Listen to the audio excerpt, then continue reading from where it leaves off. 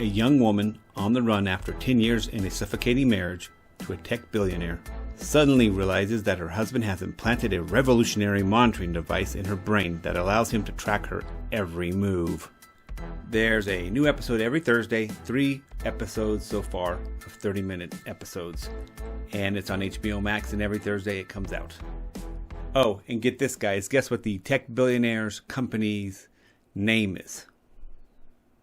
You guessed it. Google.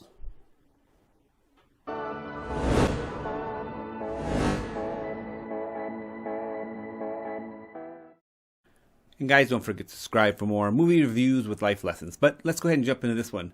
Made for Love. While in some ways I do enjoy the non-chronological way of storytelling, like i.e. flashbacks, I did find myself in this one getting a little impatient with, what the heck is going on, guys?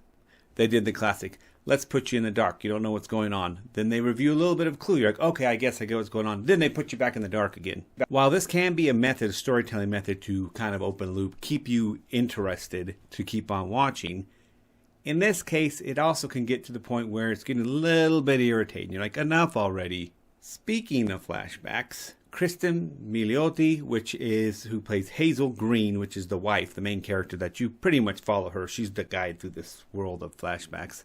I first met that actress back in the day with How I Met Your Mother, which is a super flashback show that she was in because she literally, the whole show was a flashback for 8 freaking years.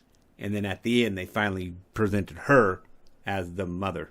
Oh, spoiler review, guys. Now, I in general do enjoy her acting. She's an enjoyable actress to watch. She does a really good job as far as playing emotions. She can really play panic or excitement or whatever. She's a very strong actress, I think, in my opinion. So I did enjoy her. In fact, a big reason while I hung through the whole wait and see parts of the show was thinking, well, I like her. I'm going to have a little faith and hold on to her as the source and see where it takes me.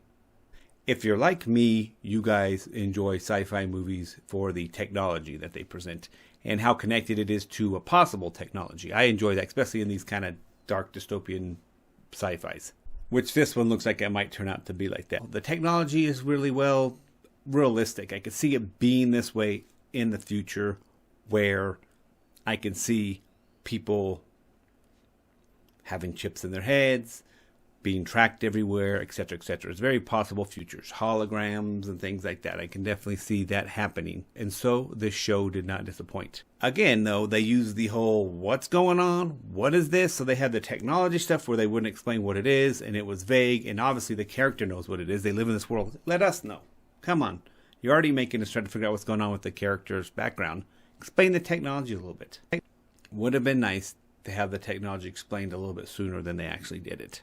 Even though there were some definitely frustrating things, the show did hold my attention. Ray Romano, for example, some very interesting characters. His character plays a character that is a severe alcoholic, nice guy, loves his daughter, which is Hazel Green, and yet he's such a mess with the alcohol and the other things that you can check out that he's into, that it's a very interesting character, let's put it that way, and that held my attention. So there were things in this show that definitely held my attention, that got me through the what is going on, for sure. So to get into what we could learn from this show to building better lives, I would say in this case, Hazel Green, the character, is miserable because she never speaks up for herself. She never learned to love herself or care about herself. She's always caring for someone else.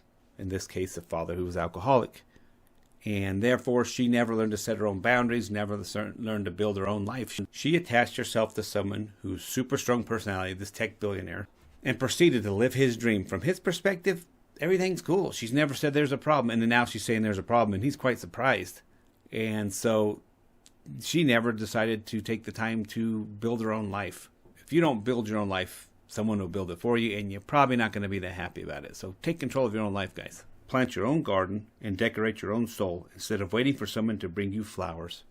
Getting to the big question, would I continue to watch the show? I'm sure everyone's here to know if that's the case.